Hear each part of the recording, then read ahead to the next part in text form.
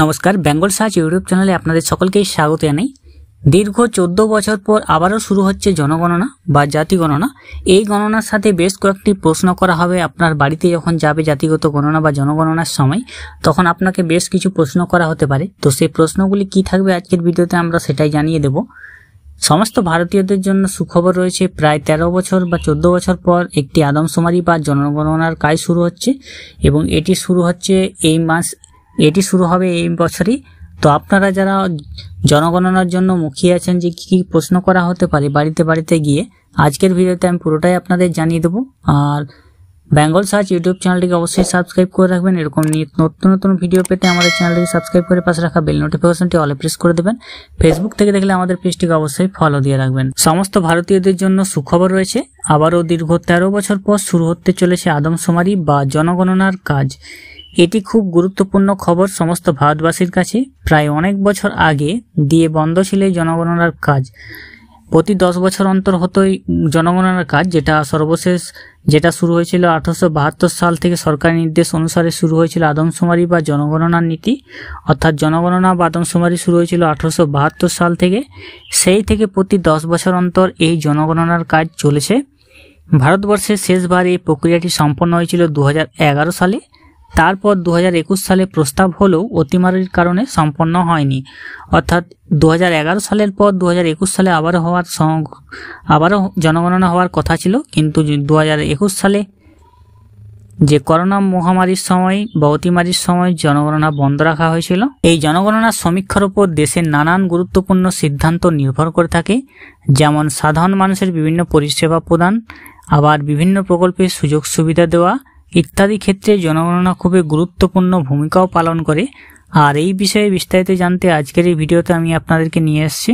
প্রধানমন্ত্রী নরেন্দ্র মোদী কিছুদিন আগেই জানিয়েছেন যে আগামী 2026 সালের মধ্যে জনগণনার ফলাফল ঘোষণা করা হবে। সেই হিসেবে এই কাজ 2024 সালের মধ্যে শুরু করা হবে ভারতের জনগণনার কাজ। আর এই কাজ প্রায় 1.5 বছর ধরে চলবে। 1.5 বছর ধরে এই কাজ চলবে। এখন জানা গিয়েছে 2024 সালের শেষ দিক থেকে শুরু হয়ে যাবে জনগণনার কাজের প্রক্রিয়াটি। এখনো পর্যন্ত জানা গিয়েছে কাজ নভেম্বর বা ডিসেম্বর মাস থেকে শুরু হয়ে যাবে। বাড়ি বাড়ি গিয়ে জনগণনার বা জনসংখ্যার কাজ গণনা শুরু হবে। আর সেই মতো সমস্ত নথি জোগাড় রাখতে হবে সাধারণ মানুষকে। তো কি ডকুমেন্টস আপনাকে হাতের কাছে রাখতে হবে প্রথমে আমরা সেটাই আপনাদেরকে জানিয়ে দিচ্ছি। তো এখানে যে প্রশ্নগুলি করা হতে পারে, তা কি প্রশ্ন করা হতে পারে জনসাধারণকে বা জনগণনার কাজে। তো জনগণনার জন্য আপনার বাড়িতে একজন সরকারি বা বেসরকারি এজেন্সির কর্মী যাবেন। তিনি বাড়িতে গিয়ে কিছু প্রশ্ন করবেন আপনাদের কাছে, যেমন আপনার পরিবার সম্পর্কে, আপনারা পরিবারে কজন, পরিবারের প্রধান কে রয়েছেন এবং পরিবারের সদস্য সম্পর্কে জিজ্ঞেস করবেন। আপনাদের সকলের জীবিকা বা মাসিক বার্ষিক আয় সম্পর্কে কিছু প্রশ্ন করে আসতে পারে।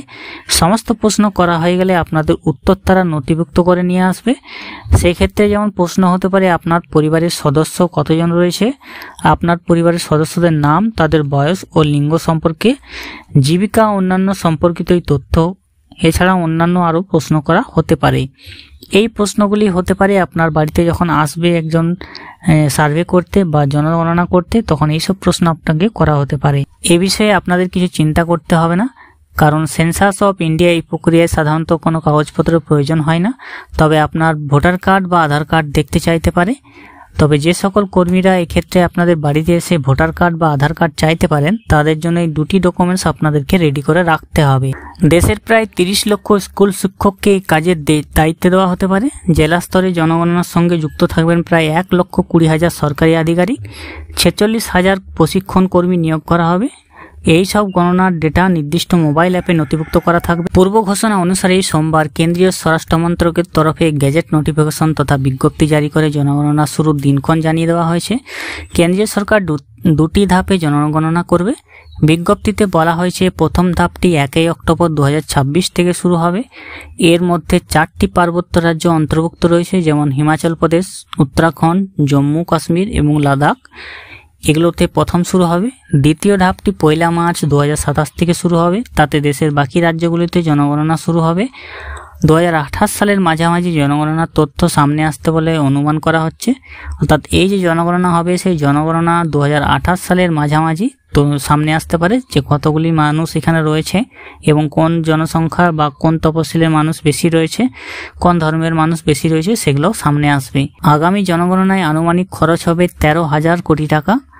এই সরকারি সূত্র উদ্ধৃত করে একটি রিপোর্টে জানানো হয়েছে যে এবারের আদমশুমারিতে প্রায় 34 লক্ষ গণনাকারী ও তত্ত্বাবধায়ক এবং 1,30,000 জনগণনা আধিকারিক নিযুক্ত থাকবেন। তো 6টি নতুন প্রশ্ন করা হবে এবারের জনগণনাতে, যেমন আপনার বাড়ি থেকে ইন্টারনেট সংযোগ রয়েছে, একটি বাড়িতে কয়টি মোবাইল রয়েছে, সেগুলির মালিককে, বাড়িতে পানীয় জলের উৎস কি রয়েছে, রান্নার জন্য বাড়িতে গ্যাসের সংযোগ রয়েছে কিনা, যদি থেকে থাকে তাহলে সেটা কোন ধরনের, একটি বাড়িতে কোন ধরনের যানবাহন রয়েছে সেই বিষয়ে প্রশ্ন করা হতে পারে।